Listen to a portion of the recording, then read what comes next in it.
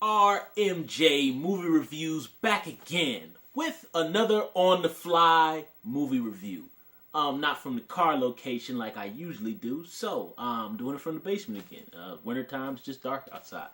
I'm going to be reviewing a series of holiday-esque, family-esque themed movies because we're getting around that festive time of the year. So I decided to review the Universal Pictures released film Almost Christmas, starring Mr. Danny Glover himself, Kimberly Elise, Omar Epps, and Monique. Had to come back to me for a second. I'm shooting this late at night, so I'm drawing a brain fart. Oh man, let me tell you. This Christmas, look, I'm losing it, guys. Almost Christmas, basically is tells the story of Mr. Danny Glover himself. He's got a bunch of kids, and his wife has just passed away. So all the kids are grown-ups now, so they're gonna come back to the house because Dad's by himself, and they're gonna join each other and clash and rebond and love each other like a family for the Christmas holidays to support dear old Dad because they just lost their mommy and he just lost his wife. And that tells the story of Almost Christmas. And, what I'll say about this movie is that, and I'm going to digress a little bit within my review, but this is about as standard as you get. It is standard cheeseball melodramatic stuff. Now, let me say, I really enjoyed this movie. It was really just so much fun, and this hits all the beats that we've seen 150,000 times before. But as we see with a bunch of movies, is that you can do the conventions and you can do everything that's already been done 150,000 times before. But if you do it entertainingly and you do it well within the genre, then, hey, you got yourself a winner here. And I think this is a case where, this movie is firing on all cylinders again. Again, it's totally predictable. It's totally what you would expect. But, it provides what you need. Like when you go to the store and you want to get a Snickers. Matter of fact, I'll provide the example of like when you're eating candy on the Christmas tree, right?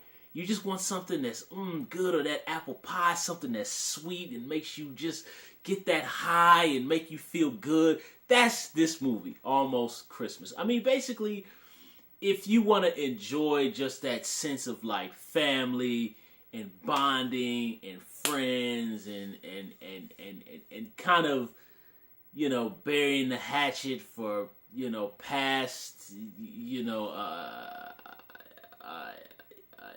regrets or resentments that you've had with people. This film fulfills all those beats. It also doesn't help that, this is a Universal Studios. I know it's released by Universal. I think it is a Universal Studios production. I could be wrong. It could be produced by somebody else, and maybe Universal picked it up. I don't know. To me, it looks like this is Universal Studios 100%. Because this almost looks, I'm saying just aesthetically, visually, it looks like The Best Man Holiday. Exactly. I'm going to talk about another film that I didn't care for because I got to kind of take a little moment here where I talk about a couple years ago, my God, this is 11, going on 11 years ago. Jeez, I can't believe it's been 11 years since I've been in college. Either way, digressing, when I was in college and I was a film student, some of my buddies used to always get on me claiming that I would give other films that didn't have African Americans is big a holler as I'd give maybe something like The Departed or any kind of one of those more non-African American type of films. All this was based on the fact that when the film This Christmas came out, I was and that was the movie Delroy Lindo starred in that, and Chris Brown was a co-star way before his controversy. I think Loretta Devine was in that film too. I think Mekhi Phifer was in that movie as well. I think, but I haven't seen it. I've only seen it once. And I was working at a movie theater at the time when I was in film school. That movie came out, and I was very, very, very hard on that movie. I was really hard on that movie. That movie did not particularly, for my entertainment value, it did not fit my taste, right? And I was just hard on the movie, and I was really hard on Chris Brown.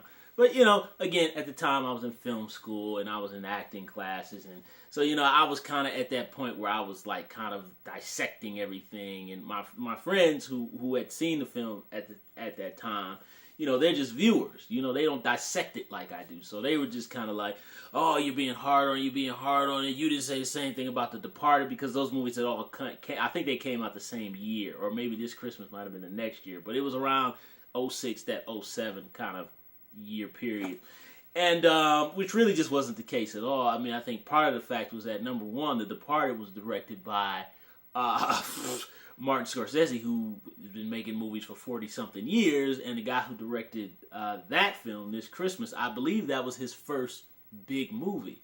I don't remember what studio that was by. It might have been Universal. I can't remember. But either way, I was very hard on that picture, so I was accused of not supporting African American films, which, I mean, makes a lot of sense, because, hey, makes sense, right? Why would I support African American movies? Hey, it makes total sense, right? Which that just wasn't the case. I only bring that up digressing because This Christmas and Almost Christmas are the same film. They're exactly the same film. And when I say the same film, meaning all the characters are pretty much exactly the same. The stories hit exactly the same beats. Matter of fact, the way everything happens in the movie is exactly almost, except this movie, Almost Christmas, is about a half hour shorter than This Christmas. I think This Christmas was like 2 hours. That movie was way too long. But either way, they're exactly the same film if you put them side by side. Even you can even look at the DVD covers and put them like this. They're the same movie. I only make this point because when I said it's predictable, it goes through all the conventions, but if you do it well, it could be entertaining. In this case, I loved Almost Christmas. I had so much fun with this movie. This movie, like I gave the example about having the candy or the piece of pie, it just made me feel that sense of joy. It reminded me of my own family. It reminded me of the many times and the many Christmases and Thanksgivings that I've had in my 34, 35 years on this planet. It just really, it really gave me a very good high. I felt very good when the film was over. It kind of just made me want to fast forward to Thanksgiving next week and Christmas and all that stuff. And it kind of, digressing, I don't have any children, but it kind of made me want to kind of have children like pretty soon after watching that movie. So it fulfilled everything it was supposed to do. Digressing, This Christmas, in my opinion, I just felt that film was kind of bloated. I felt it was too many characters. I felt some of the acting to me, particularly Chris Brown, felt stilted to me. I felt some of it just seemed convoluted to me. I just didn't enjoy that movie that much, and that's just how I felt about the movie. It's just the way I felt. This movie here, I just had a great time from top to bottom. Gabrielle Union, I cannot tell you. Well, I mean Gabrielle Union, which I've always liked her as an actress, but I could just look at her in this film and look at her in a movie like Bad Boys 2, which I don't know why, but to me she just looks so much more beautiful in this movie than she does in Bad Boys 2, and I don't know why that came out like that. She's gorgeous, period, but I don't know why she's like, I don't know how many years older in this film, She might have been in her 30s when she did Bad Boys 2. I believe she's in her 40s now. But she's just beautiful in this movie. She's beautiful. Monique, top-notch actress. I mean, she's getting to some like straight character level type stuff. Never disappoints. I mean, her jokes are on point. That woman is firing off. I mean, she's like just firing off like she's firing off some Richard Pryor female version type stuff, man. She's just coming quick. She's spontaneous. Her improv comedy skills are magnificent, man. Monique never disappoints, always great. Of course, Danny Glover, who's the veteran of the major cast here. I mean, we know Mr. Glover always brings it. He's been bringing it since way back in The Color Purple, way back when he played the Hitman, and I believe that movie was Witness with Harrison Ford. He's been bringing it for years. He can play any character, every character. And one of the things I forgot about Danny Glover is, you know, of course, he's did the Lethals, and kind of he brought back a little bit of his acting that he did in the film Witness, where he was a hitman in that. But when he was that hitman, he was very menacing with not saying a lot. You know what I'm saying? He had lines, but I love how Danny Glover he's a very large man, and you know, of course, when he was acting with Mel Gibson all the time, he was constantly doing the comedic and over-the-top stuff, which was good for that genre in that film. I love that stuff. But it was nice to see Danny Glover kind of, because I haven't seen a lot of his performances the last couple of years. I've been seeing little sprinkles here and there, but it was nice to see that Danny Glover just to see him when he pulls back, and you can see him kind of, there's a scene where he's going to eat this pie, and he just does this look with his eyes, and he doesn't have to say anything, but you know what's going on internally. And I was just like, damn, man, that is a good piece of acting, man. Danny Glover's fantastic here. Kimberly Elise, who's been fantastic since she did Set It Off. Great actress, you know, gorgeous as well. I mean, she's a fantastic actress. I haven't been keeping up with her as much, but she's just as good as she was back in Set It Off, which, my God, is that 20 years ago now? Oh, my God. But, yeah, she's just great always. The one actress, I forgot her name. I cannot remember her name. Light skin. I'm so sorry, y'all. I should be more of a professional reviewer, remember her name. But I can't remember her name, but she's been in a bunch of other stuff. She's been in a movie that was just like this before. I forget her name. She plays... which I cannot remember anybody's name today, but she plays the guy who was in 40-Year-Old Virgin, bald-headed brother, plays her husband, or maybe he does not. Oh, God, I'm like just all backwards here. I think he did play a role. I'm tired, y'all. But either way, he was good at it as well. Turned in a very good dramatic performance, the guy from 40-Year-Old Virgin. Really good dramatic performance. The one comedian guy. I'm just like so off with the names right now. I don't know why. And I messed up the name in the Doctor Strange review from before. Oh my God. But the comedian guy who was just in Barbershop, the Next Cut, really good here. He's really good here.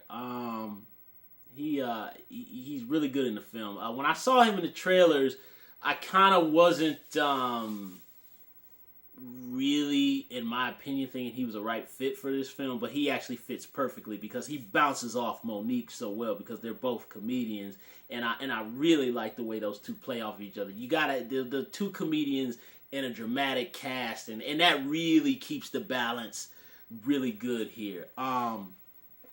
It's just, and also one of the guy who was in Independence Day Resurgence. Now, his work in Independence Day Resurgence, you know, big, gigantic, huge blockbuster sequel movie. And I really think what I liked here is I like that he actually gives a performance with some energy. He's a little bit more loose in this film. And I'm pretty sure, you know, Independence Day, that's a big studio thing. So he got to be stern and he can't have too much fun. Will Smith was Will Smith way back when, so that's how he was able to do his thing. But, you know, this guy's new cat on the block. He got to be more certain. And I like here, he's more loose. He's more free. You know, I think if this cat, I see some dynamic and some range there with this cat. I'd really like to see him start going into some riskier films. I mean, all this stuff is kind of cool. The Independence Day and also a better check. I get that too, but I'd like to see him do like a couple of the Independence Day and a couple of almost Christmases, and then do some straight up independent, like just go for the character type of stuff. Cause I really liked what I saw from here. I really see some good stuff coming from this cat if he takes some more risks. I really liked him in this film. As just opposed to Chris Brown in this Christmas, who I just thought was stilted and dry and did not think was good. My best friend argued with me on the phone at the time and said I thought he did a great job, and I just lost that argument because he did not do a good job, and I'm gonna stick with my opinion of that film. But just good work from everybody in the cast. Omar Epps, Q himself from Juice. It's nice to see Omar Epps. Very laid back, settled performance. Omar Epps always kind of had that very chill vibe to him anyway. He just always had a very laid back, relaxed persona on film, and he permeates that here. I really like a lot of the scenes between him and Gabrielle Union. It's really interesting, and also too, there's a nice little. I love the scene. It's kind of. I mean, you could probably say it was homage or stolen from John Cusack's movie Say Anything. But what I love is how it's a nice callback. It's a callback to 80s R&B. And those of you who remember 80s R&B, when you hear the song and see the moment in that film, that is just a prime connection for anybody who was a teenager or remembers hearing music from that time. Perfect moment, because Gabrielle Union and Omar Epps, I believe, are in their mid-40s. So they're the exact age of they're playing their age in the film. So when you hear the song and you know their age in real life, it makes sense because they are that age when that song came out. That didn't make any sense, but you guys know what I'm saying. And also, I feel like the pace of this movie, it goes along at a good pace. Nothing goes on too long, like this Christmas did. Everything is at a nice pace. It's just a very fun movie. Again, it's cliched, it's predictable, we know what's coming, but just everybody, the performances in this film feel a little bit more genuine to me. I'm not saying it's not Lifetime stuff, which it is Lifetime stuff, but it's done well, and I just really enjoyed the movie. I had so much fun with it. What I also really love about these kind of holiday-esque movies that come around this time is I just love that, and I think that's psychologically, viscerally, probably what the filmmakers and the cinematographer is trying to present, because there's a lot of the warm colors. I love the Christmas lights, and really, I just love the warm look that the lighting they use on everybody's face. It feels so warm and it feels so cozy. It makes you feel. I felt very like at home watching the movie.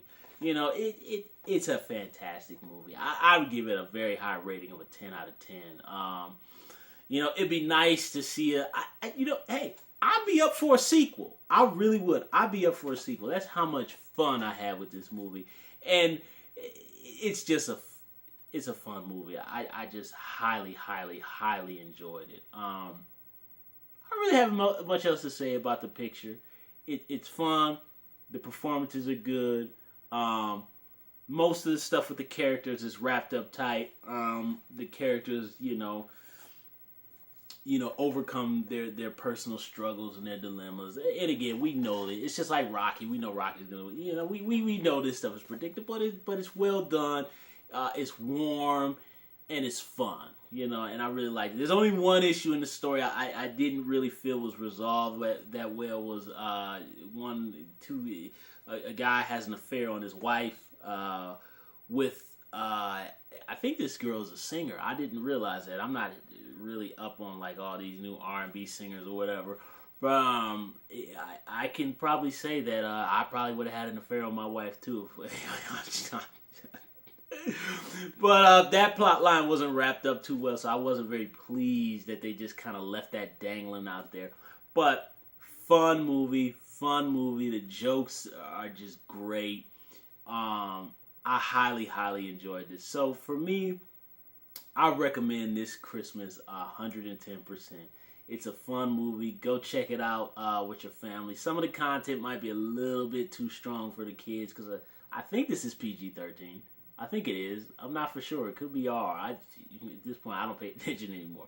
But it's a fun flick. So if you guys just want to have a fun, family-filled, warm night at the movies, and just go and enjoy yourself, go check out Almost Christmas. It's a great film. I really liked it. Great work, and from the writing, great work from the actors. It's a fun movie. So, thumbs up the video, subscribe to the channel, and share the video, and leave comments down below about Almost Christmas. And dare anybody, if they even remember this Christmas, can maybe give your opinion on my little digression or whatever, how I talked about this Christmas. But whatever. RMJ Movie Reviews. I will see you guys soon.